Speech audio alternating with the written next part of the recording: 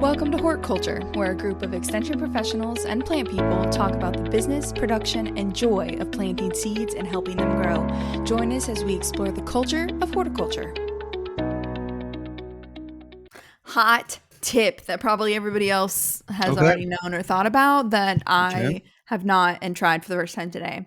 Leftover pizza. Mm-hmm. But I have tried that. I've tried that. But sorry. When you know you've had too much, maybe this doesn't happen to you all, but sometimes I eat too much pizza, even like the day before, is that possible? and then the next day I eat too much cold pizza, You say and I'm like, peaches yeah, or I need pizza? to throw a vegetable in there. And Peaches. so I'm like, wow, I have all this lettuce from my CSA share, and I need to eat it before it goes bad. Okay, listen.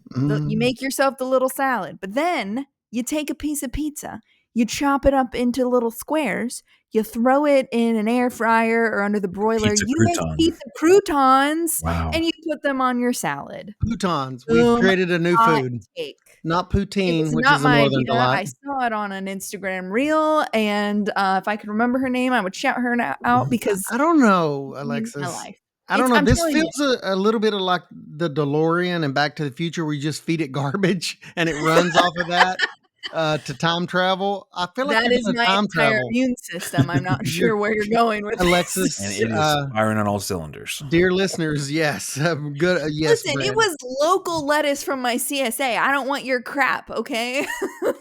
I don't know. It's not the lettuce part that we're. You just told us to dehydrate basically a pizza. Yeah. Better. Distilling. It's distilling crust, of a pizza. So it was like cheesy. I really like this idea. Is it when you say you've eaten too much pizza, you mean that you're sort of tired of it as a aesthetic? No, I'm usually not tired of it because that's where like you still get the flavor. It's usually more of a, if I eat a more pizza, the amount that I want to eat without a vegetable, like my digestional system is going to be, I see, weird. And so I'm like, okay, I need to eat some salad, but also there is pizza in here. I'm still looking for the frame for this. I mean, I feel like the pizza is being I think it's an interesting take because you have like the tomatoes are making their way back to the salad, like they're going some mushrooms, yeah, it's like Finding Nemo. It's kind of like Homeward Bound, Finding Nemo. Bound, yeah. I mean, this is Sassy the cat finding her way home, people. That's right, Chance. Yes. Well, listen, if you're out there, try it. Let me know if you how you appreciate it, because obviously Ray Tackett does not. But we're not here to talk about croutons today. I'm here to talk about how Ray is wrong. Yes, about how that's good for any other day of the week. Deep fried and dehydrated pizza. That's our backup episode. we could do the freeze dried pizza, and then turn into little nuggets that are. It's a whole thing. Like every farmer's market has a freeze dried. Like if you took the pizza and either dehydrated it, air fried it, or deep fried. Never mind. I was going somewhere as I totally got. I feel like if you did all these things, you could take what little joy I had, and then you could just also do away with it. So yeah. Anyways. Don't touch my pizza. We're just toasting it up. That's all. We're just it's extra crunchy. I mean, well, just another mechanism for getting some vegetables, some tang, some flavor in with the pizza. Leftover pizza would be to put it in the oven to crisp it up and warm it up, and then put some sauerkraut right on top and fold and go. Sort of a I feel like we're going renegade on this pizza concept. When I was in the early throes of the full size farm of flower farming, and it was spring, and I needed to go pick some, I don't know, plugs, or I was picking something up from a fellow farmer, and it was late and I was exhausted and it was just me at home. So I stopped and I got a Little Caesars pizza. Well, that farmer also gave me a bag of kale. And so I drove home with putting like whole kale leaves on top of my Little Caesars pizza and eating it in the car. Cause I was like, I know I need some vegetables, but I don't want to do anything. So you just made like a kale sandwich or something. Yeah. Kale pizza sandwich. Okay. Highly recommend.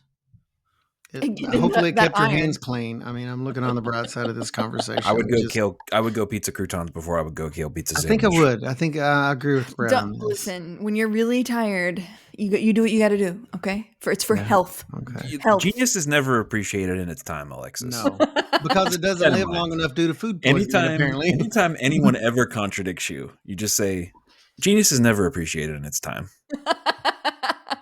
Noted. Yeah. Yeah. Noted. And Well, insanity. you were talking about the throes of the larger farm, Mm, and you were at scaling up, baby.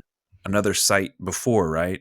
Mm-hmm. And I Yeah. assume, like, if you just put a picture on it for us, or I don't know Okay. put some numbers on it, like how big was the old spot versus like that you could possibly use versus how big is the spot that you can use now? So I was in about 3,000 square feet, probably a little less than that, but that's really, I had Mhm. one, I think about 50 by 50 bed, and then, or maybe 50 by 30, and then another bed that was a little bit smaller, 50 of feet like, by 30 feet. yeah, 53 by Yeah. 30 feet, and then some pots and, just some various stuff like that. But I was on some rented land as well. So I was kind of limited in what I could do and what I had available, but was in a good spot. And that was what I started on and how I made money and to pay for bigger things and to finally put a down payment on my farm and all that good stuff. But yeah, very, very small. And you can do a lot in horticulture in a small area. So Mhm. we'll say 3,000 square feet, Yeah. roughly. And now, not how much do you have in, but like how much if you wanted to go full tilt, all the Everything I arable, have access to. plantable land. Yeah. Mhm. Well, how big Yeah. is the So I property would itself? property we're on itself is about 14 acres. So I probably have about 12 acres that I could actually put into production. And so just to put that in perspective, you said Mhm. 3,000 square feet Mhm. ish on the old one. Mhm. An acre is like 43,000 square feet. 42. I Yeah. don't know what the exact number is. Yeah. And you have over 10 of those. So Yes. over four, talking about 3,000 versus 400,000 square feet, more than that. It brings up this concept that I think we sometimes gloss over, and it's the concept of scale. Mm. And it's hard to pin down, and this is why sometimes seeing the place in person puts it in perspective. You can kind Mhm. of go out and look and see the field, and holy moly, this is huge. Or Mhm. when you hear people talk about, uh, you know, acres of production that are inside a greenhouse. We have this much acreage under plastic, acres under plastic. It's wild. And you're used to thinking, oh, a big high tunnel is, 30 by 200. Well, that's not acres under plastic. That's a much smaller amount. And so Mhm. I think it's just something we recently attended the local food summit, and it brings together lots of different folks from different organizations and parts of the food system to talk about things. And I think just one of those ongoing challenges, tensions, points of interest is the scale of our production, the scale of our markets, the scale of our distribution, and all the various decisions we have to make about that. So when you all think of scale, when you hear scale, I'll answer first. One of the things that always jumps to mind for me is when I hear someone and they're talking about their operation and they say something like, "We put out 212 tomato plants this year." I'm like, wow, that's a lot of tomatoes on the Yeah. one hand. But if you have an exact count on the number of plants that you put out, you also didn't put out that many as far No. as on a scale, If from you know, scale. if you know, And because, like, Yeah. go and ask somebody who has a big operation, how many plants did you put out? Oh, I don't know, something like 40,000. if they And then talk he's in like, terms of oh, acres, then yeah, yeah, that's different. Yeah, Yeah, we put out 5 acres of tomatoes. We don't know how many plants, but yeah, yeah. yeah. They roughly know how many plants per acre, but they don't know exactly how many. Yeah. Mhm. So when you all think about scale, think about this concept of whether it be scaling up is something that we use, whether it be Kentucky agriculture, um, efficiency of scale. I mean, what are the things that associations that you all have in that Well, discussion of scale? I'll go back to some of the earliest discussions I have with people that are new to an enterprise or new to growing things. Is usually a typical early piece of advice we give as field agents is that, we tell people to start small. That also relates to scale. Mhm. I start in proportion to your experiences with that crop and your, aversion or how much risk you're willing to take since you don't have a lot of experience with that, which all goes to say start small and scale up slowly as you gain experience, as you gain an understanding of markets. And that's one of the first things I think about. And I guess the way you're framing this out, Brett, is, I mean, that has to do with scale, doesn't it? I mean, we encourage people start small. Don't start bigger than you're willing to lose, basically. when you say small, do That's you relative as do well. you have something in you? I mean, but I'm, you know, being frank or being real about it. Do you have something in your mind, or like No, are not there a really. couple of okay? Because I mean, I've dealt with row crop people, fairly recently within the last 3 or 4 years that they have over 1,000 acres row crop, and they're wanting to do something in horticulture. So their idea of scale is a little different than someone that has never had a market garden. Now they both should start off smaller, but it's not an easy question to answer because one has access to 15 laborers constantly 365 all year round, and they're looking for something to do, so they need to scale up to take advantage of labor, whereas the other person, it's just that person. So scale is it's almost on a case by case basis, and I can't really say a quarter acres of tomatoes because that's going to be different. For the one person, that wouldn't even be worth them trying, even though they're new to it. So I take all these factors into account when I'm working with them. I start asking about the labor, about their management skills. Do they have different family members that, do record keeping, or do they have someone, a farm manager that does record keeping? You have to ask a lot of questions. And then I start to think about that in terms of scale. Sounds like, and you said it earlier, Ray, but scale is dependent on like risk Mhm. adversement, and Yeah. I think I kind of think about scale that way too. Yeah. Of scale and experience. I think Hmm. in my mind, even though they're not necessarily the same always, sometimes people have no experience and they go huge, but if scale is done correctly, your experience matches up with the like level that you're at in my Yeah. brain. I'm Yeah. not saying that's right or wrong. It's just the way it is.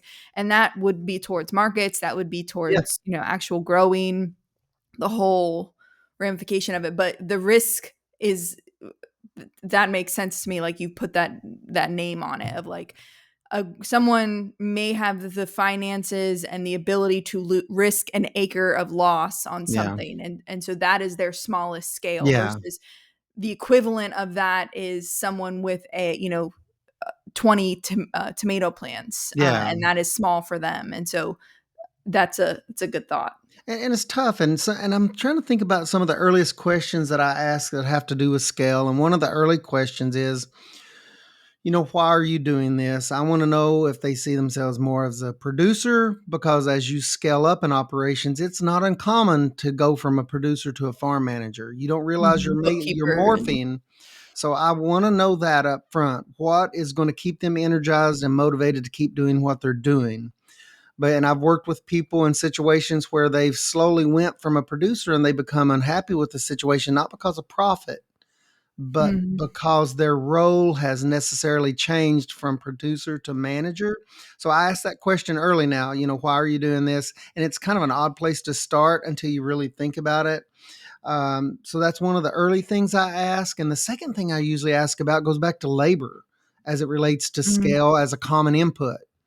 And I'm just trying to think of some of the early things I ask, but it's about what are people interested in? What do they want to be doing? And then that leads to things like discussions on labor and capital and all the economic factors back there, if that makes sense. But that's one of the things that I want to know, especially if you're newer to production. That may be pretty elementary to someone that's already has a cattle operation blended in with grain and soybeans, and they're used to diversifying, and they have a labor pool. None of this is new to them, these concepts.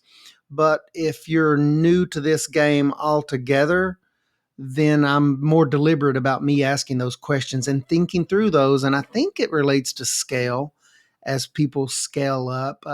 Because horticulture is interesting in and of itself. And we've had this discussion at different points on the show in one way or another. But horticulture, the total scale, let's say objective scale, like acres, Mhm. Acre in horticulture is vastly different than an acre in row crops. So, Right. all of these things tie in together. And I get pretty excited because when you talk about scale, there's so many ways you can go. And as an economist, I'd love to hear kind of how you think about it, Brett, in economic terms, how you structure that out in your brain. Or as a sociologist. Yes, or both Well, at the same time. you've said a lot of things, Ray, that all are setting off things in my brain. I think one thing is that's really interesting in as far as this being a Kentucky-based podcast Mm-hmm. is that we have in our cultural memory, and maybe a generation from now it won't so much be. We have a generational, or within our generational memory, an era when 5 to 10 acres of a particular crop could sustain a farm. Sure. That crop being tobacco. Yes. The idea that your tobacco crop could pay for the farm for the year, whatever it Very may be. consistent income, very structured. Yeah. And that is unique compared to other places. And so Mm-hmm. I don't know the commodity world that well, but like I was taking a look at our budgets for that we have through the CCD for specialty crops, and for the estimate. Now these are ballpark estimates that your mileage may vary, but a tomato crop, 1 acre of tomatoes, which makes my back hurt just thinking about it, Yes. as the person who would be tying them and growing them myself. 1 acre of tomatoes we project in a typical kind of conventional growing system going to wholesale markets before all the expenses, gross return $24,000 off of 1 acre. Mm-hmm. Now you take the labor out, you take the all the other things, the inputs, the boxes, the etc., and you're still looking at around $3,500 per acre, a kind of an average as far as return to land, labor, and capital. I don't know what the return to land, labor, and capital per acre is for commodity corn, for instance, but it's not $3,500 an acre. I'll go. I'll venture to Yeah. say Yeah. Yeah. uh, Nowhere's near it. closer. Do you all have a ballpark estimate for? I was trying to look it I up on the. don't right off. I used to have that rattling around my brain for all the major. I don't for that now. Yeah, Our But and past. I think it's down in the sub yeah, $200 an acre. yeah. We'll just say that very conservatively. Uh, and so as a result, the thing that you have to think about there is, okay, so in order to have this much money coming back, I need to have fewer acres of tomatoes, and I would need to have more acres of commodity corn. This is how I'm thinking about scale here. But I also need to have a bunch of people to do all that Mhm. tying and picking and all that kind of stuff, which adds a whole layer of complexity compared to I don't have to have an HR department for my combine and my Yeah. seeder and my drill, or my drill and my combine and stuff like that. And so it just is this very different thing, and so that has to do with how people think about scale when they kind of cross over from one system to another. That an eight, 5 acres. We deal with this a lot, or I usually I don't have to do it as much anymore because people have seen it now. But I kind of clap back about people talking about cut flower operations because I'm like, do Mm-mm-mm. you have any idea the per acre returns on a cut flower operation compared to whatever you're putting it up against? Because it's crazy. I mean, but as Alexis and others will tell you, it's extremely intensive in labor inputs. Each crop that you're doing has different care requirements. The rotations are different. In the case of like a high tone, you have infrastructural investments and maintenance and labor. I mean, labor's a big piece of that. And Mhm. so I think, yeah, those are the main high points I think that come up for me as I'm thinking about this. But one of the biggest, most challenging ones is access to the labor to be able to handle the scaling up process. Mm-hmm. And there's almost this leap that has to Yeah. happen where you go from not needing it to needing it to Yeah. That's a really breaking needing point. it. Yeah. And so and just this is again I think one of the advantages of these jobs is that we get these opportunities, you all in the on the agent side, and then now Alexis and me on the campus based side. You get the chance to go and see some other places and other sites and other situations. And if you haven't gone and seen them before, you would never know that this is how things work. But Mm-hmm. so I have been to operations where, and you all have probably seen this too, they're talking about thousands of acres of pumpkins, Yeah. thousands of acres of watermelons. Yes. I've seen these operations where what they have done is they have bought like a literal fleet of old school buses, cut out the windows, cut out the sides, and they use them as kind of these covered wagons. And they have like this building that they have built, this entire, I mean, to call it a compound is a little intense, but this kind of entire compound that they have built to house their 150 plus H2A workers that they bring in every single year. Mm-hmm. And so I go and see this and I'm thinking about this. And then I come back to Kentucky and I hear people thinking about wanting to grow pumpkins or watermelons or whatever.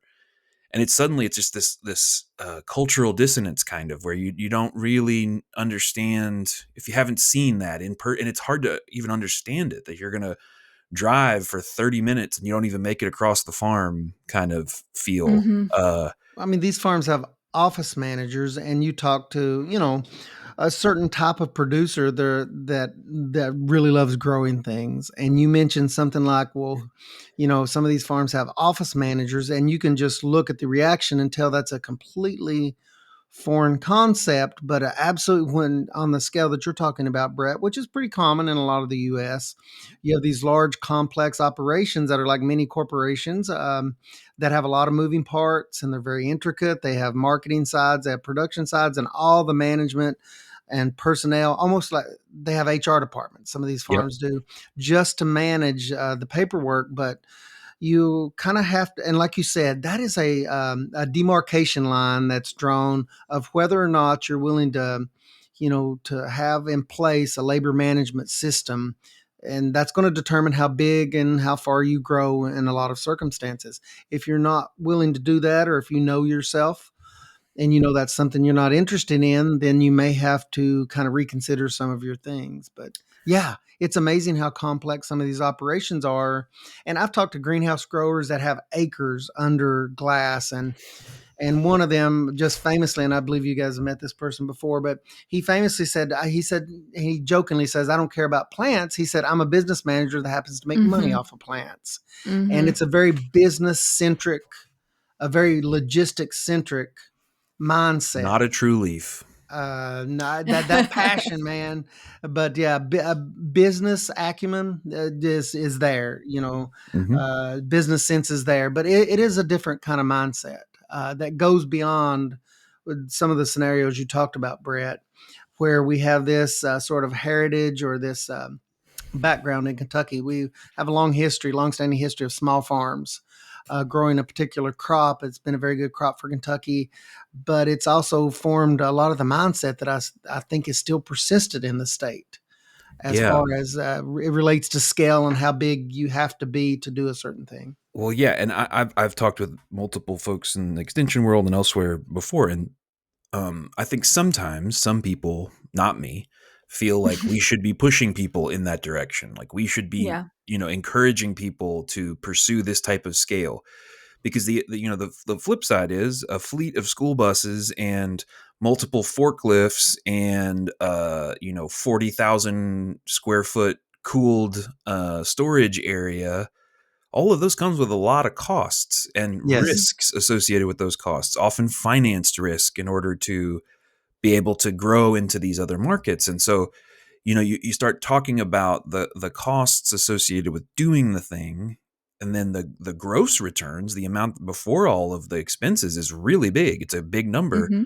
But then you start to subtract and you're like, you can work really hard and take a Still the ton of same risks amount. and clear as much as you could if you went up the road and got a job at Home Depot. And Mhm. it's Yeah. kind of like this. Unfortunately, that's a very familiar feeling for a lot of American U.S. farmers and farmers globally too. Like, man, I'm you got to kind of love it in some cases in order to Mhm. do it, and even that sometimes isn't quite enough. But Yeah. yeah, My mom always said, like, the more you have, the more you have to fix. Mhm. And Well, you have she to was always talking maintain. about, Yeah. like, the washing machine or, Sure. because, like, I would always want like the new tech or, something like that. And she goes like, the more you have, the more you're going to have to fix. And it like has resonated with me, especially in farming that's the case. Like, yeah, it would be nice to have, a Kubota or, a lot of these different implements, but, uh, you know, I heard on a podcast somebody said if you struggle with it for a year and you realize how much easier your life would be and like you can't find a better way to do it, then go buy the thing or then go scale up to the next Yeah. thing. But what is it? Necessity is the mother of innovation, Sounds or like you're something along quoting those "More money, lines. more problems." Yeah, right. Well, yeah, Or and more money or Ray, more you said risk, maybe something we that should say. Mo like assets, mo liabilities. more Ooh, I like that. liability. Economic Well, and version, yeah. I love that you ask people like about what their goal is, and it's sort of like what is the lifestyle you want to lead, and I think Yeah, that of them and if their we family. I mean, you have to exactly bring their family exactly into it, yeah. exactly like what is the lifestyle that you want, and I think if we in extension were to prioritize that lifestyle over this, then the scale comes second, right? As to like, well, Mhm, what yeah, markets do you want to get into? mhm, Whatever. If they don't want to get into wholesale markets, if they don't want to be driving to these big wholesale markets at 4 a.m. or something like that, because they want to get their kids on the school bus, there's different ways to think about it. And then you can say, all right, this is a lifestyle you want to lead. This is how much, money you think it's going to take to do that. So then let's find a scale that works for that lifestyle. And that feels like such a more natural way to think about things. And like the farm that I am creating here, it has all based on the fact that I don't want to hire a full-time employee. Like I mhm, don't want to manage their like all their benefits and going through the IRS and doing all that. I want a part-time employee that's an outside contractor and my paperwork is easy, but I never want to get to the scale that I have to hire a full-time employee or yeah, manage more than one or two people. And that's what has kept me from going from where I'm at now on to 12 acres, is that I don't want to have mhm. to do that. And so that was my pinch point for Mhm. scale was the It's a people. very deliberate process for you to come to Right. that conclusion, yeah. Are there any explicit or specific limitations that you have had to accept in order for, and I know there are limitations, but are there specific ones that Mhm. come to mind when you're saying, if I were going to do that, I would have to have a full-time employee. And as a result, nope. And can any of Yeah. those, like as examples? Yeah, so I could take on more. I mean, I could take on more in any way. One obvious one would be farmers market. So the reason we don't do farmers market is because we also do weddings, which are weekend events. And if we know anything about farmers market, if you're not there every weekend, you don't make the connection with the people. They're less likely to buy from you. All of those things. So if I had an employee, I probably at my scale could I have enough uh, uh, flowers. I have enough stuff to Your supply's supplies. good. Thank you to do that. But instead, I'm trying to push that more through a wholesale route because I can't Mhm. go to farmers market. If I had, so we could do that. We could take it, or we could take on, more weddings. If we had more time and more people to pick, we could have a bigger CSA. It takes a lot. If I'm the only person that is able to design, right? Then and also, I'm the only person who picks for most crops because they all are different, and each bouquet might have 15 different ingredients, and all 15 of those flowers have a different harvest window, right? Um, so I either have to train somebody else on how to harvest 15 different things, or I'm going to do it and I'm going to design, and then the farm like has to still run, right? So there's like a lot of Mhm. things where we could just go bigger in any of the routes that we're in, but instead we're pushing more towards wholesale routes because I, as a one person or one person and an employee, can get things done. I don't have to design things. I deliver to one spot. Um, so we're pushing more towards that route out of kind of necessity uh, in You that So, way. mentioned the wholesale route. That's also a huge breaking point in horticulture. It's Mm-hmm. almost like labor, Brett, that we talked a little bit about earlier. And I was a part of an amazing conversation this past week between a 40-year plus producer that is getting out of producing the crop that he's producing, talking to more like an 8 to 10 year, a newer producer in the same crop. But I mean, the discussion was retail versus wholesale, and it was interesting. Neither one were right or wrong. They were just reasoning through their life Mm-hmm. about the pros and cons, just like Alexis said, of going wholesale. The one producer that has retired out of this enterprise, this horticulture crop, is saying, it never was for us. We tried that and it just didn't fit our family goals, my personal Mm-hmm. objectives. We just decided to actually scale back. And for their particular operation, every operation is different. They could stay at retail, for the most part, stay at retail, make just as much money that if they'd have scaled up approximately 10 times bigger. Because to Mm-hmm. get to that next point, you had to grow 10 times bigger. And this is a person that had grown the crop for years, been to a lot of national meetings, state leadership positions in this crop. And he was talking to the other producer and he says, well, think about this.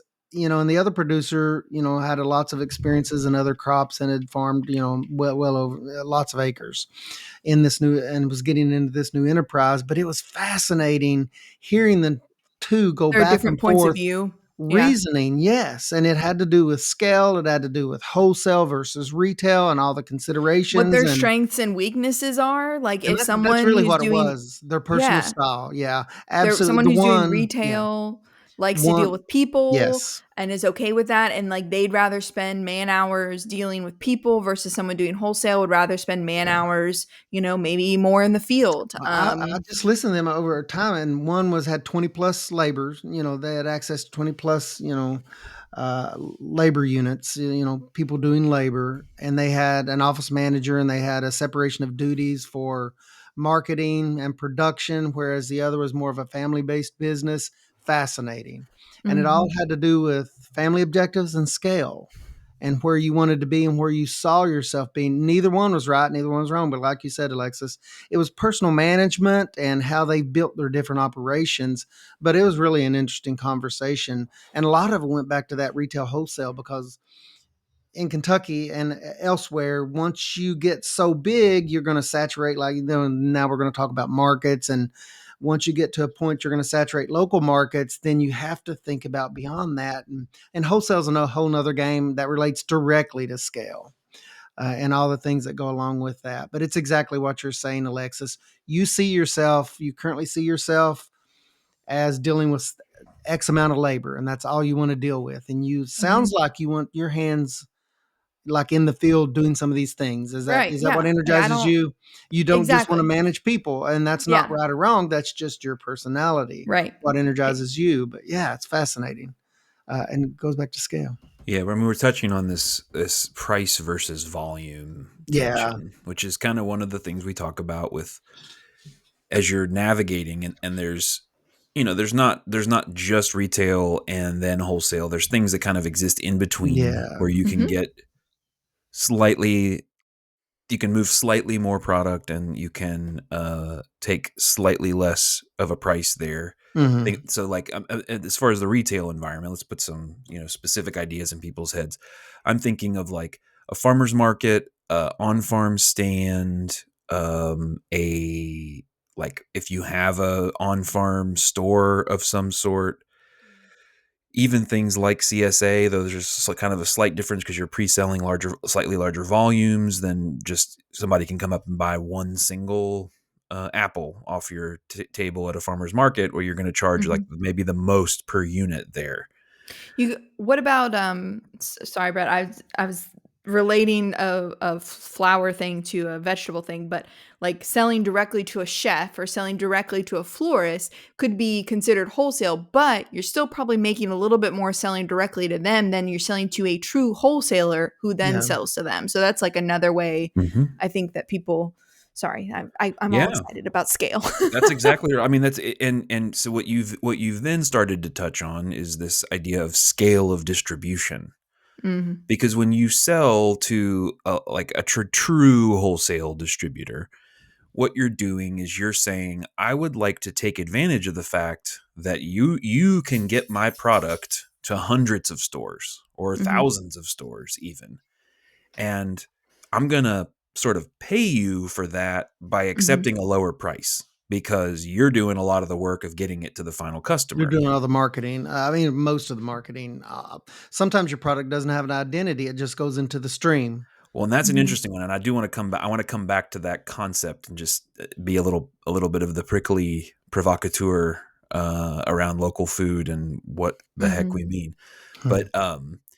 But so that's the way that I kind of think about it. Is the fewer people there are between you and the customer, the more of the marketing work you are doing. Yes. Yes. The more people there are between you and them, the more somebody else is doing the work. And so as you look at that product, you get a smaller and smaller share of the final customer dollar, but you're Mhm. also enlisting other people to do the work for you. Right. In theory, you're doing less work. Yes, in So, theory. yeah. Or you are able to reach way more customers with your product and sell more Mhm. units. And you may have to because some of, let's say, an operation out west with a very low population density, and you're 7 hours from a large population center, which is essentially customers. So all of these things then play into that. Your decision in some cases may be made by geography, Mhm. Mhm. regardless of how you feel about things. Maybe you're in a very community of 3,000 people, you Mhm. know, uh, Yep. and you have quite a bit of production, but scale just is in the back, isn't it, Brett? Just lurking, just in all these discussions we're having. Yeah, and there's It's there. positive sides Oh, to the scale absolutely. thing too. Yeah. There are risks and there are positives, and Oh, so sure. I think an interesting one that I always think about, and this will appeal to those who are trying to justify the purchase of another plant or another, whatever, is the kind of like, what's one more? What's 10 more? What's 40 more? I mean, there is a point where you're like, okay, I'm going to put out 30 tomato plants. Well, what would it be to put out 40? Mhm. Because with each incremental step that you take in growing, within a certain range, you can put out, it doesn't take that much more work to grow 10 extra plants if you're already growing 30. Yeah. But it would take a considerable more to put out 400 instead of 30. Mhm. And it's those intentional kind of scaling opportunities. I was talking with actually my neighbor recently, and he was saying something in the like construction and contracting industry, I guess other industries too. They say that if your business grows by 40%, most of the management systems you have in place will be no longer relevant. And like you're going to Mm. have to change those and shift Mm. those. And Yeah. I think I don't know if the 40% is exactly correct in all industries, but there is something to be said with that, where if like you are putting those things out, planting each transplant by hand, Mhm. 30 to 40 to even 100, okay, doable, but then you take this jump and then it's like, okay, maybe we do a ride on transplanter, or maybe we do some of Yeah. those, make some management or labor or equipment changes in the process. And as you do that, well, so if I'm going to go from 30 plants to 400 plants and I'm going to get a transplanter in order to do that, well, now that I've invested in the transplanter, why not do 1,000 plants? Because it's way faster Mhm. and easier. There's this economy of scale, or this idea of like efficiency of the scale to do that. But then Mhm. suddenly you have to say, okay, if I put out 1,000 plants, I've now gone in 2 years or however from 30 plants to 1,000. Where am I going to market those things? Where am I going to sell those Boom. things? Well, that Yeah. came up in a conversation. It was probably a couple weeks ago, and it was apple producers. They get together in the state, but the in Kentucky, we're moving to high density apple production, and one of them brought up something that was just so elementary but so awesome, and it was just exactly what you said, Brett. Let's say high density apple production. You're in some cases 200% production based over semi dwarf production system. That's why most of the countries went in that direction. That's why we're going in that direction in Kentucky. But one of the local apple producers said, "Hey, we market to our local communities, and there's 3 orchards within 5 hours. What if we double our production? What is that going to look like?" And it's exactly what you just said, Brett. But it had to do with scale, and everybody's adopt. A lot of people are adopting this system. It seems like it's the future. It's the way to go. But that made me stop. I was like, Mhm. wow, that's pretty profound. That person is looking way down the Yeah. road. And there's, so there's like the marketing aspect of it. Okay, now I've got to move double or more or whatever. Mm, But there's also, even if you look at it from a production standpoint, I was just listening to a podcast that they weren't calling it scale, but that was exactly what they were talking mm, about, was why you don't plant all of the extras. Because in any type of production, usually, if you need 50, you plant, say 80, depending on what the germination is. That way you make sure you've got 50 really strong, good plants, right? But why do you not plant the other 30? And because it's so tempting, right? You've already put this time and effort into growing them. Well, in any of the plant world, but in this case it was flowers. It was the Field and Garden podcast. Shout out to Lisa. But if those, it takes more time to harvest those. So whether it's tomatoes or flowers or apples or whatever, it takes more time. So there's more labor hours. And also, if you might think, oh well, I just won't cut them. I'll leave them for the pollinators, which is my favorite thing to say now. It's for the pollinators. The laundry doesn't get folded. It's for the pollinators. But that means that those plants stop producing. It also means that there, in apples or tomatoes, there can be disease that comes in that affects all of the other plants, right? So there's more to it than just I don't get to it, or I can just plan out a few more. But if you can't market those, you don't have the ability to get them to the market, it can put a lot of pressure on all your other stuff too, right? It can hurt your other things. And so I think sometimes we forget about all of that. And then it's like the sadness, right? There's the burnout that we start to feel, especially when it's hot. We've been doing this a while. The burnout of when you see all of those tomatoes or apples or flowers that didn't get picked, and then you're going to feel that about yourself, and it just adds to that, versus seeing everything cleanly picked and feeling good about yourself and, man, I'm going to sell everything I have. That is such a better feeling than having things still sitting in the cooler, even though maybe you technically made more money. I don't know. There's it's a lot easier to get excited to go up a little bit more in scale than to see yourself fail. And we see a lot of like beginner scales, farmers that struggle with that, and then they yeah. quit because they've burned out. So it's not all just money, And but scale's not absolute. Our discussions we've kind of talked about this in one way or another. As you gain experience, or as as high tunnels is a good example of where a scale is not absolute. And then producers years ago, when high tunnels started getting popular in Kentucky, and we're the biggest high tunnel state, I think, to this very day.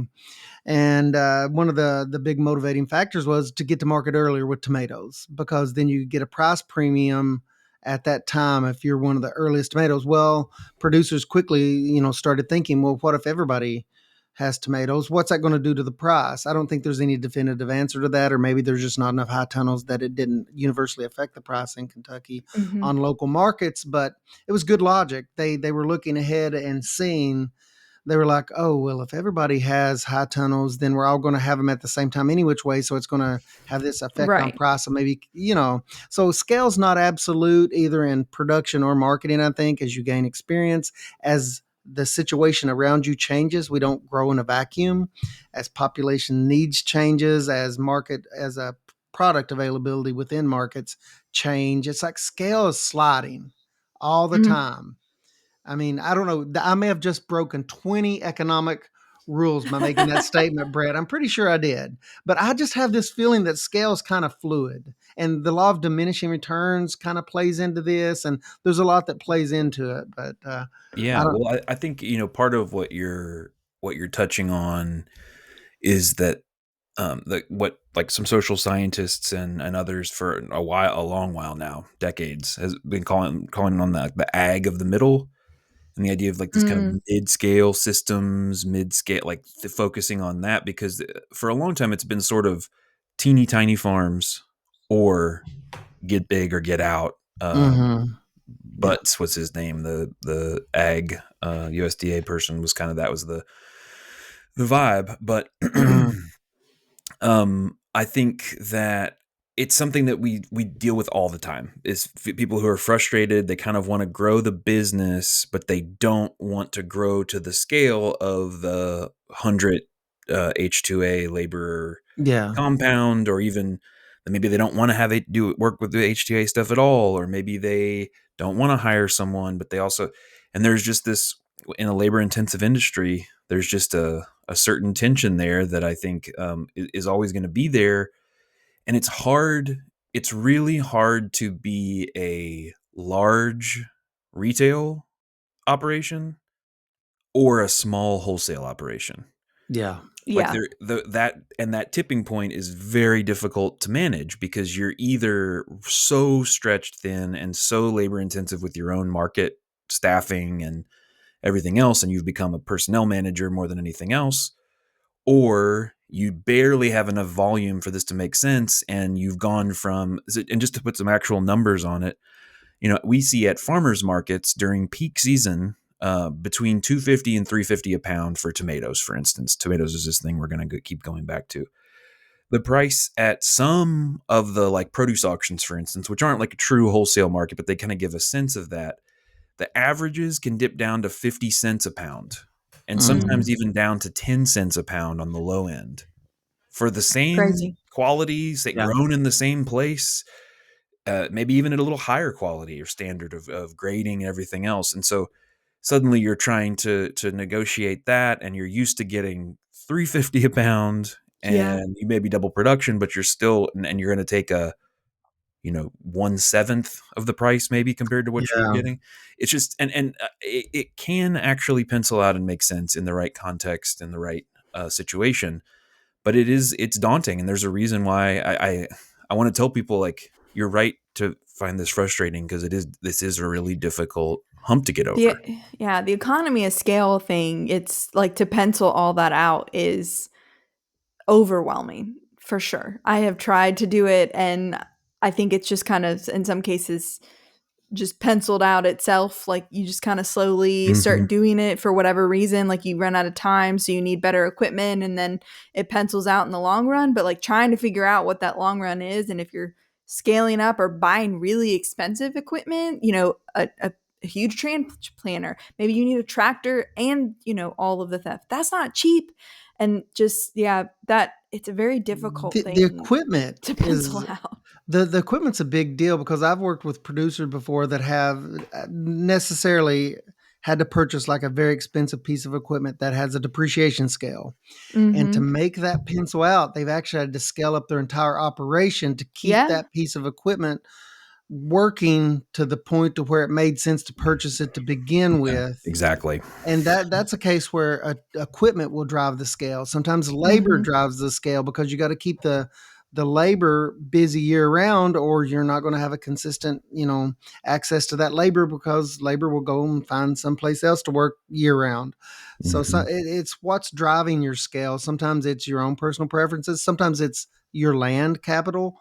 Sometimes it's access Mm-hmm. to capital. I mean, there's so much that drives scale beyond what we actually even want. And Yeah.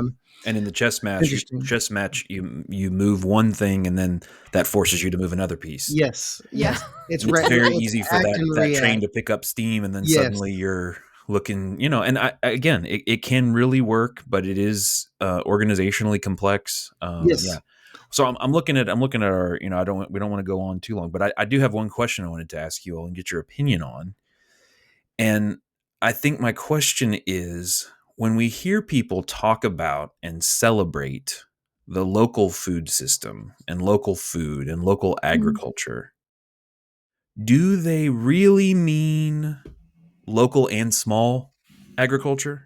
Mm, Another way of saying it is, if this farm 50 miles down the road from me, or 10 miles down the road from me, is selling products mostly to Walmart and Kroger and other kind of distribution chains, am I a champion of them, or am I more a champion of small local agriculture? Where does the scale picture fit within this conception of localness? I mm, think you just have to ask. I've found, I mean, there is a little bit of consistency there because sometimes there's a romanticized view of that Hallmark orchard that has the 30 trees, and the person comes back and marries the governor that has a cute Labrador retriever. they were You the know, and mayor. and and that's fine. There's a certain romanticized or cultural aspect of kind of what you see as the small, farming system. But I ask that a lot, Brett, because I want to know, because I mean, it's all part of the local production fabric, right? And it's the same difference to me as an ant versus a butterfly. Which one's easier to market if you find them around your home? What's going to be your perception, of the that ant? Are you going to consider it, as a positive or a negative versus the butterfly? They're both insects, but there's a Mm, lot of decisions made there, and it's a good question. I've seen, like video pieces, documentary pieces that talk about corporate farming, neither bad nor good, but corporate farming, and people tend to view that different. And I'm not for sure what corporate farming is. I was You, gonna ask, like, is that you, what does that mean? the first thing I look for is people have to be very deliberate on their definitions of things, just like the local food system. That's why I like that question. But I think most of the time people think about family owned sort of businesses, even though my definition's a little broader than that. It's everything involved in production, big and small. That's the Mhm. job that we're in Extension. We take everything into account. But I think if you were to place the odds, it would be probably people see in their mind's eye smaller operations. I bet. mhm. I bet. I'm just betting on that. Mhm. To What do you me, it's think? everything. What do you think, Alexis? Um, You're going to I think corner her, that, aren't like, you? when She's you like, I am. what? yeah. She It's, said, he's going I'm to gonna corner you corner into you. into a yes or no. It's like, tell us, Alexis. Uh, I think of local by, like, actual mileage. I tend that's just Mhm. the way my brain works, and so what's crazy is that, some of these bigger operations, like, we've got some big watermelon farms out in, Western Kentucky, and they're selling to the box stores, but they're selling to them in Canada. They're not selling to them in Kentucky. To Mhm. me, they're local if I can purchase their things locally. Like, if I can get their things close to me and they're close to me, from, like, a mileage standpoint. And so I guess that's the way my brain thinks, is not necessarily the scale that they're at, but how far away Yeah. that product is forming from me. Um, so it doesn't matter to me. If I'm getting a watermelon grown 10 miles down the road at Kroger, sweet, that's awesome. Good for them for, wanting that to be their scale of operation. And I'm glad that I can support them because this is the way they're choosing to sell. Um, but, or if I buy the same watermelon at the farmer's market, it doesn't necessarily make a difference to me because I'm assuming that they've made the best choice for them.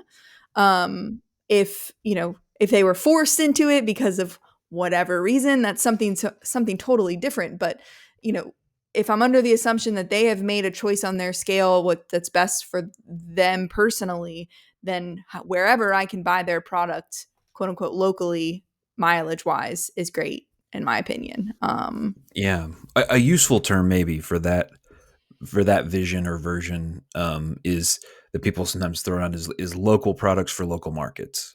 It's kind of Mhm. a pithy way of expressing a little bit of Yeah, what you're getting at. But the I food think miles and one of the ways that this came up or comes up is in when people start talking about local food supply to institutional purchasers, restaurants, even local distributors.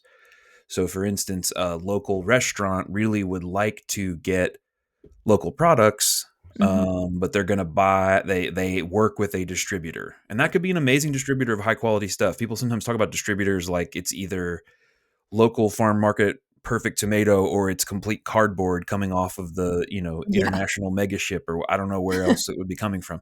There's distributors who are distributing some really high quality stuff Right. at scale, and so anyway, but I think that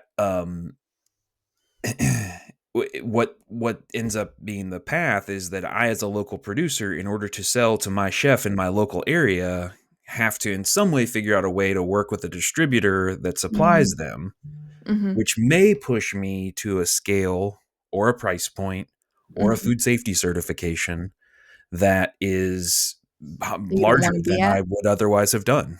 Mhm. And I think that there's been some producers who are really interested in doing some of that. I think that across the United States, there's a lot of policy interest in pushing that in that direction because it makes it a good story. Our commissioner loves to talk about agriculture as our commissioner of agriculture, Jonathan Shell, loves to talk about agriculture as economic development. I think it's an Mhm. interesting concept. I think there's a lot of questions about definitions and other things like that would be really interesting to explore. But it definitely selling at scale has value to political figures. It has value Mhm. to those who are in the public eye and are trying to maybe address some issues or generate tax revenue, or even extension folks who want to say, I have a quote unquote commercial producer in my county. And it's like, well, what does that mean? Did you Right. not have people selling at farmers markets for 10 years? Are they not commercial?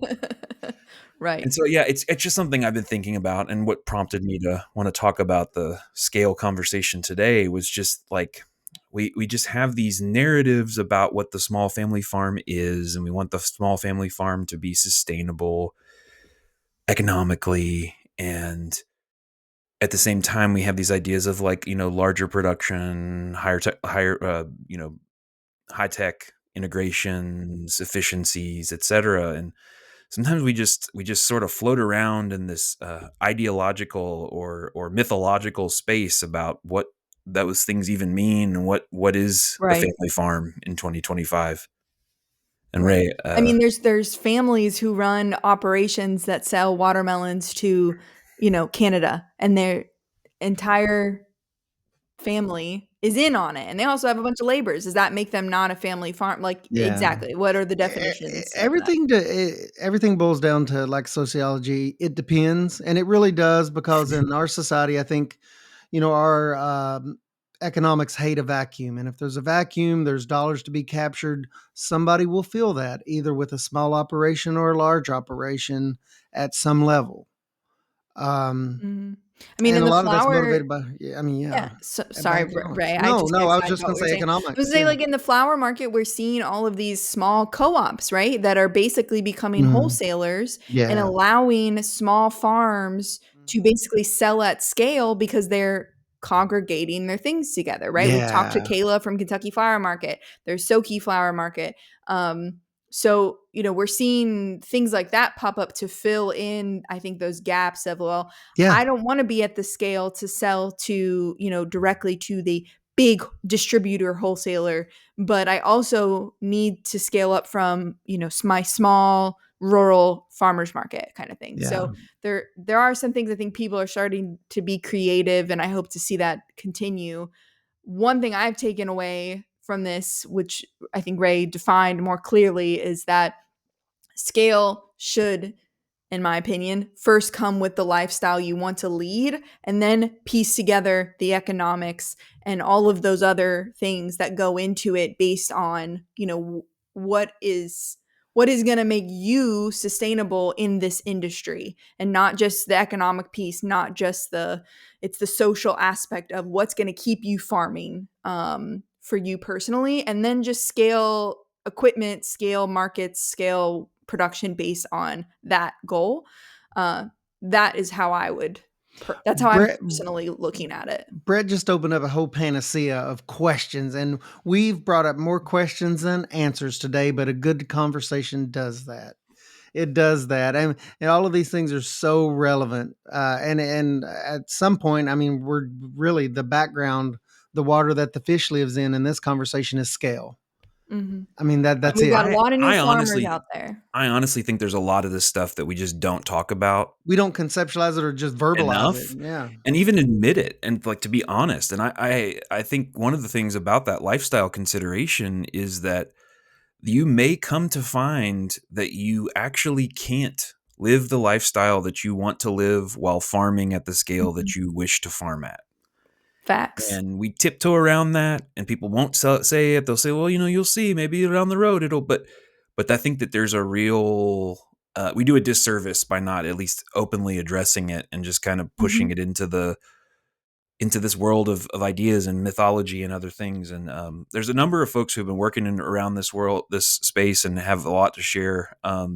Shout out to our friends at the Food Connection at UK, who have been doing a lot of direct, work to try to back to when Lillian Brislin was the director, and now Ashton Potter Wright is the director, and they have the value chain coordinators, Brandy and Heather, and until recently Faye doing some cool stuff, and Brian Brady doing some food safety support for this kind of scaling consideration. I think we should have them on and talk to them a little bit about what the heck, can we pull this back and talk about it, real talk, by people who've been doing the work on the ground. Faye Yeah. would be a cool one to have back on too with her new role Yeah. as, institutional buying and We'll sustainability see if and UK Dining will let her talk. Aramark. We gotta call Aramark. If it's one thing we've learned today, scale demands infrastructure, and there's all of these people that are at different points of the process, and it's all, after all of these years, still incredibly interesting to me because you're working systems within systems, and that scale demands that. Scale demands that the delineation of duties and processes, so it kind of Yeah. all flows And together. I would say if you are wondering if you're ready to scale up, if you're wondering, what that's going to look like, and you're trying to 5-year plan or whatever, I know, whether you're beginning in a new crop or a beginning farmer, or you've been farming and you're just like, I don't know where to go from here kind of thing. Of course, we always say reach out to your local extension office. You can also reach out to the Center for Crop Diversification. We've got economists and horticulturists on the team. And you can also reach out to, we've had people from K-Card on on this podcast, and they help people with that, looking at their business plan, looking at these types of things and ways to go for economy of scale. So there's just a lot of really great people. And if you want to scale up and you're just not sure how to make those connections to do that, you can still reach out and we can probably find someone who can point you in the right direction if it's not us ourselves. So anyways, lots about scale. I feel like we could talk forever on it, but all of you are probably like ready to stop hearing the word I'm scale. How trying to many times have scale you heard back the this word? podcast. Scale back this episode. Maybe next time we'll talk with an entomologist about armored scale and soft scale, and we'll just say the word even more, but this time in Or bug perhaps the form. KDA about inspecting scales for farm to market. Yeah, see, look, how many ways can we go? Whole series on scales. But we thank you guys for being here with us today. We hope you keep listening. Feel free to shout us out in an email, or follow us on Instagram, or leave us a review. It helps other people find us that also may want to scale up. I got to get in one more time. Anyways, thanks for being here with us today, guys. We hope you have a great one.